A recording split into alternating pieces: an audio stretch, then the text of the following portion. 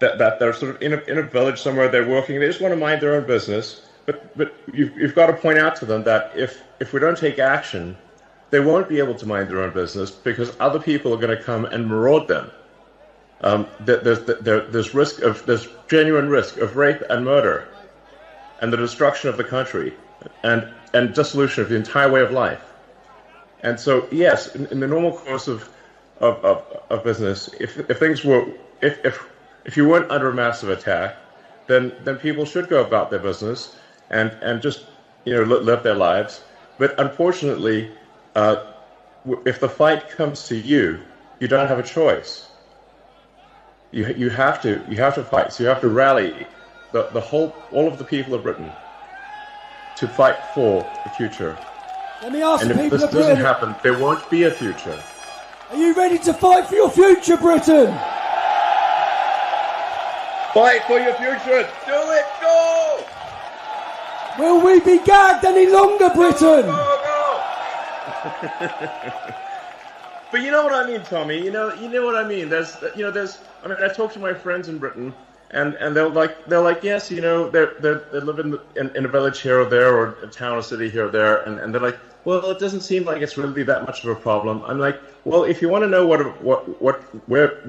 going to happen to your town and village, just visit London, and you'll see that it's filled with crime. It often doesn't feel like Britain at all, and it's only a matter of time before that is what happens to your town or village. It starts in London, but it will spread to every town and village in the country, and no one will have any peace.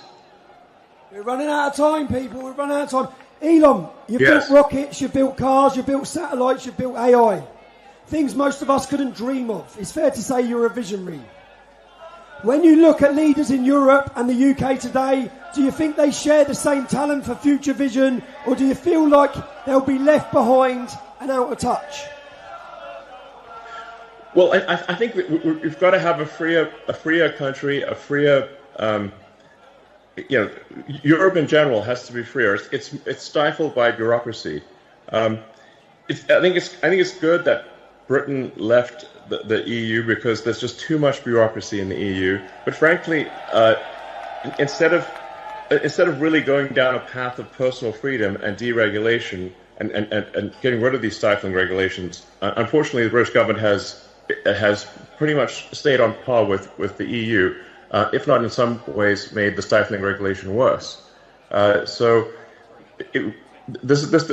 you have excess government regulation and oppression, you stifle the freedom of people to try new and great ideas.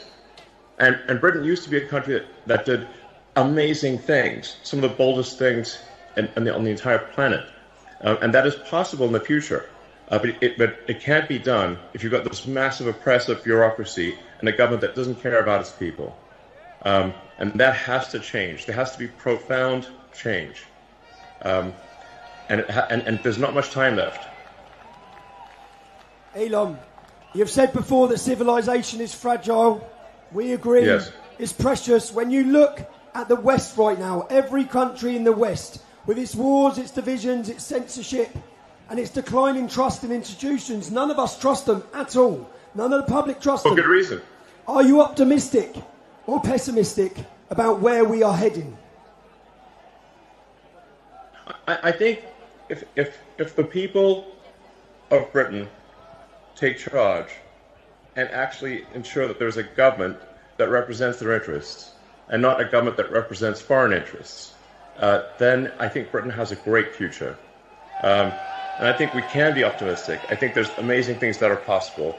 If the technology that's coming is used in the right way, we can have an incredibly exciting future, one which is, sort of Star Trek made real. It's sort of like the exciting utopian sci-fi where we have spaceships and we've got robots and we've got incredible technologies that are really exciting. But we need to preserve civilization long enough for that to happen, and we need to go onward and upward, and we need to fight for such a future. Such a future is not inevitable. We have to fight for such a future. I think that many British people had lost hope, but after today's scene, have you got hope again, Britain? Britain is awake. Thanks to you, Elon. Thanks to your input. Can we just ask... Well, thanks to you, Tommy. Thank you, brother. Can we ask, what do you see as the future of the UK and Europe in your vision? Where are we heading? What's the future like for us?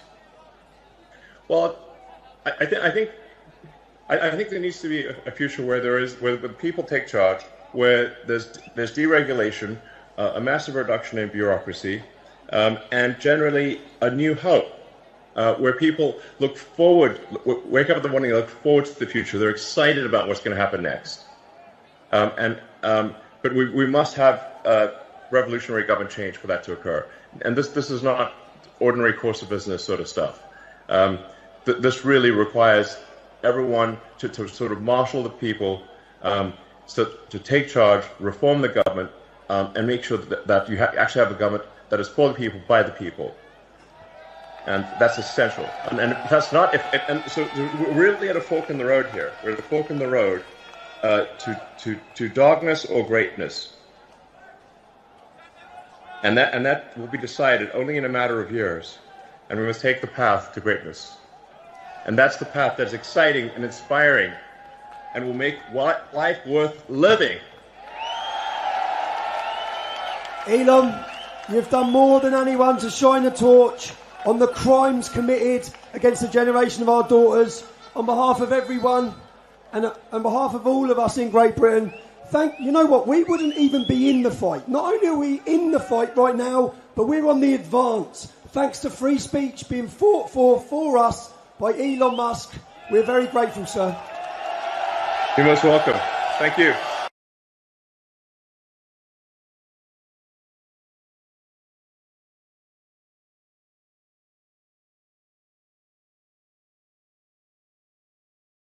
Put people in prison just for talking, as you were, just for speaking their mind. The essence of democracy is it should be a government for the people, by the people. And in fact, this is a government against the people and not for the people. This is why everyone is gathered here today, is something's got to be done. This is unacceptable. The government needs to be responsible to the people of Britain. It needs to protect Britain. It needs to protect the weak, those who cannot protect themselves, especially the children. And when I read about some of the horrific stories and how the government did nothing and tried to hide it, they try to hide these horrific crimes. And then you see how much violence there's on the left, with our friend Charlie Kirk getting murdered in cold blood this week, and people on the left celebrating it openly. The left is the party of murder and celebrating murder.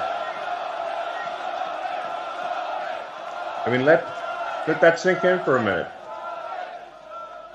That's who we're dealing with here. That is who we're dealing with. Elon, to so many of the British public who are scared to exercise their free speech, they're worried about being imprisoned, they're worried about being attacked, even to share their speech on your platform of X. What message would you give to them? The message is really, my message is to the reasonable centre. The common sense. Sort of, my appeal is to British common sense, which is to look carefully around you and say, if this continues, what world will you be living in? This is a message to the reasonable centre, the people who ordinarily wouldn't get involved in politics, who just want to live their lives. They don't want they're quiet. They just go about their business. My message is to them: if this continues, that violence is going to come to you. You will have no choice. You're in a fundamental situation here where whether you choose violence or not, violence is coming to you. You either fight back or you die. You either fight back or you die. And that's the truth. Today, Elon, I think the British public are telling the world that they're ready to fight back. Good. Yes. Come on, Great Britain.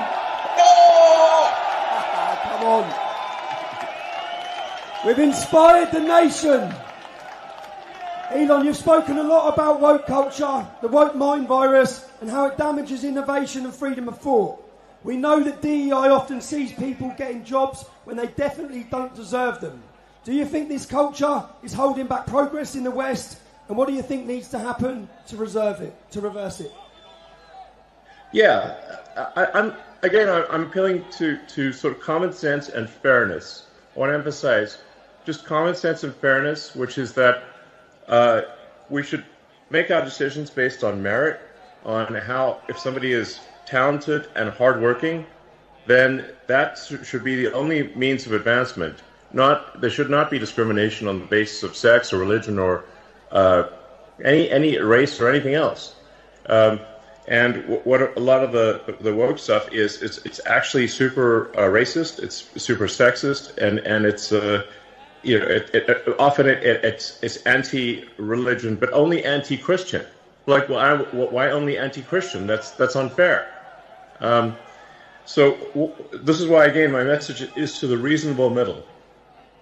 Do you not want a world where there is fairness and common sense, and you advance as a function of how hard you work, and your talent, and your integrity?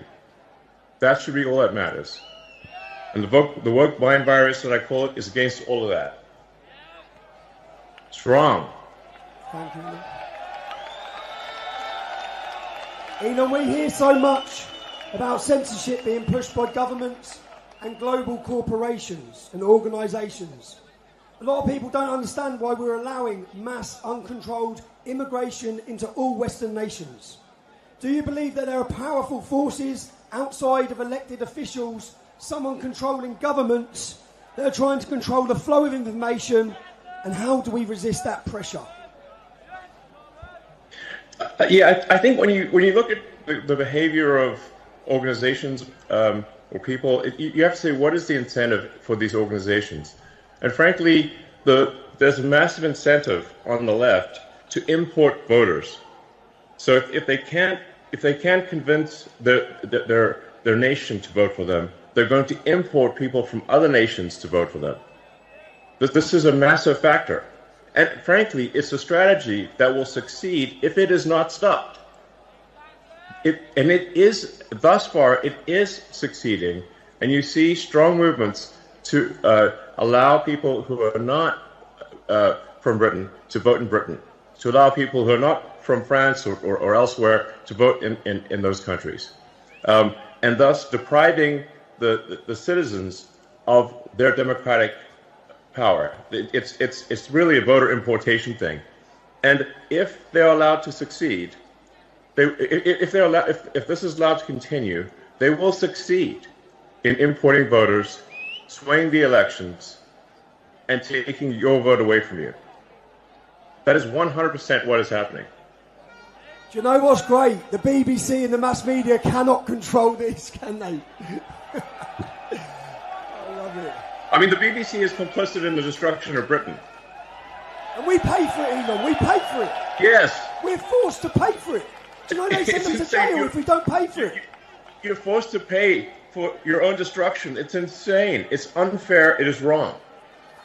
Elon, a lot of ordinary people that are here today, they feel ignored, they feel censored, or they're labelled just for speaking up about their legitimate fears and concerns in their communities. Do you believe technology, like X or even AI, can finally give power back to those people? Or do you think it will make censorship worse or even automate it? I mean, that's a complicated question. It really depends on what government is in charge. The government can obviously use